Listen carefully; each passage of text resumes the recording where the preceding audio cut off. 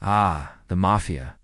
A criminal organization so feared, they've spawned dozens of films, TV shows, books, and video games that are still popular to this day. Their methods are cruel, their tactics are cunning, and they operate with a sort of cold professionalism that makes them terrifyingly efficient. But have you ever wondered what it would be like if the player character was part of the Mafia? Well, today we're taking a look at Mafia. The Dawn Didn't Blink. A Mafia-themed strategy RPG developed by Hardstar and published by Handy Games. Will this game allow you to live out your Mafia fantasies, or will it leave you feeling more confused than a cop in the wrong interrogation room? Let's find out. When you first start playing, you'll notice the graphics and music give off a very old-school vibe. This is because the game is heavily inspired by Mafia 2, which itself is a spiritual successor to the original Mafia from 2002. In fact, I would say that this game looks closer to something you might have played on an old PlayStation than a modern smartphone, but it's not necessarily a bad thing. If you enjoy turn-based strategy games like Final Fantasy Tactics, then you'll probably appreciate the art style here. You can even adjust the settings to make it look even more pixelated if you want to. The story takes place in the fictional Italian-American city of Keaton and follows the struggles between three crime families who are all fighting for power. Each family has its own strengths and weaknesses, with each one specializing in different types of criminal activities, ranging from gambling to drug dealing to loan sharking. This means that every run will play out a little differently depending on which family you choose. As a newbie mobster, you will be given control over a small group of characters and tasked with completing missions that become increasingly difficult over time. These assignments will put you in all sorts of situations, such as ambushing rival gangsters, intimidating business owners into paying protection money, transporting illegal goods without getting stopped by the cops, and occasionally taking part in large-scale gang warfare. All of these objectives are accomplished through tactical turn-based combat where you can use cover. Aim for enemy weak points and take advantage of the environment just like in a traditional strategy game. However, there is also an element of stealth involved, since being detected by the police can result in a game over. It adds a nice layer of challenge and forces you to think carefully about your approach to each mission. Fortunately, the tutorial does a terrible job of explaining any of this, so you'll likely be completely lost when you first start playing. For example, it doesn't explain that some attacks do more damage than others. So I spent my first few battles wondering why my guys were doing so poorly in combat. Thankfully, I discovered the solution to this problem shortly after starting the game. Basically, the type of weapon you use determines how much damage you inflict.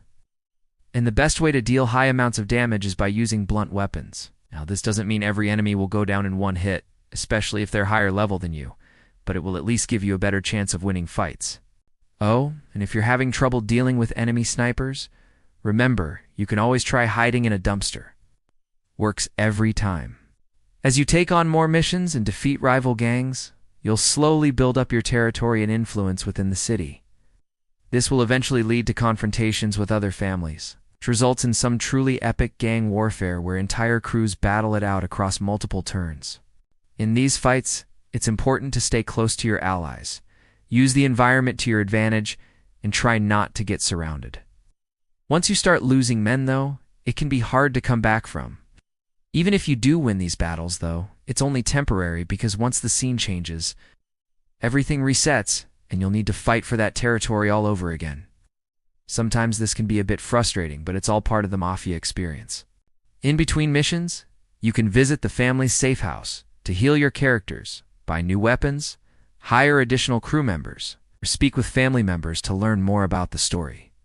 Visiting the black market is also important since it's where you can purchase items that give your character special abilities, such as increased strength or the power to intimidate enemies.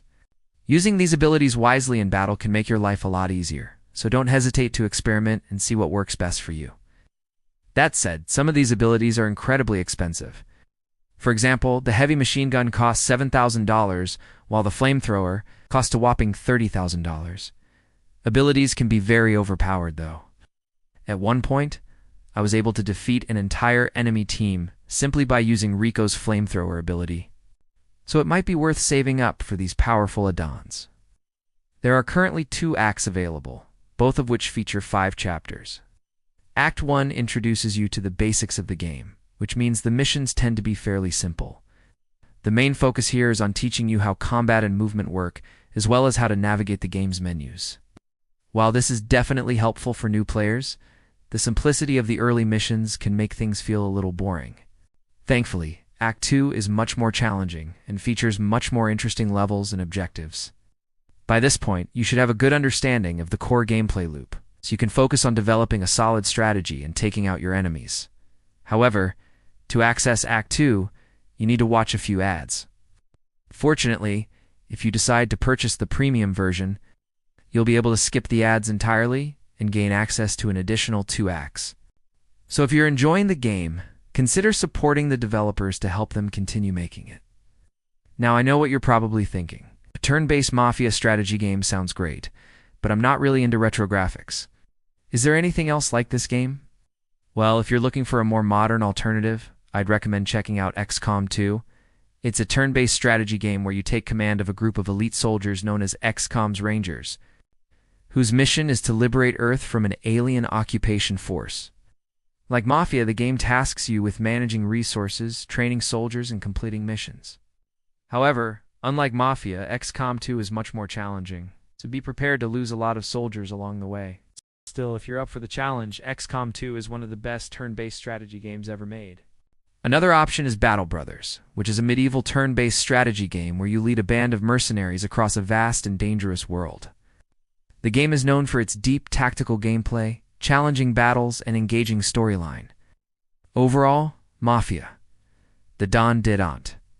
Blink is a fun and challenging strategy game that will appeal to fans of turn-based combat and Mafia-themed settings. While the graphics are old school, the gameplay is solid, and there's a surprising amount of depth to the combat system.